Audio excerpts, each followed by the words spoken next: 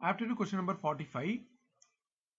A man and woman are engaged in a work. A man can do a piece of work in 4 days.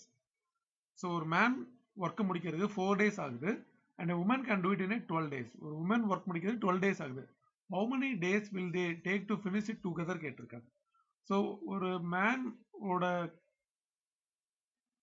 Time வந்து 4 days அப்படின்னா அப்போ ஒரு நாளைக்கு வந்து நான் 1/m எடுத்துக்கிறேன். 1/mனா 1 day capacity. 1/m வந்து 1/4ன்னு அர்த்தம். அதாவது ஒரு வேலையை முடிக்கிறதுக்கு 4 நாள் ஆகுதுன்னா அப்போ ஒரு நாள்ல அதுல 4ல ஒரு பங்கு வேலை முடிச்சிருக்கும். ஸோ 1/m வந்து 1/4. அதே மாதிரி 1/w வந்து 1/12. ஸோ ஒரு விமன் வந்து ஒரு ஒர்க்கை முடிக்கிறது 12 டேஸ் ஆகுது. அப்போ 12ல ஒரு பார்ட்டு ஒரு நாளைக்கு முடிச்சாதான் 12 நாள்ல முடிக்க முடியும். ஸோ இது வந்து 1 டே கெப்பாசிட்டி.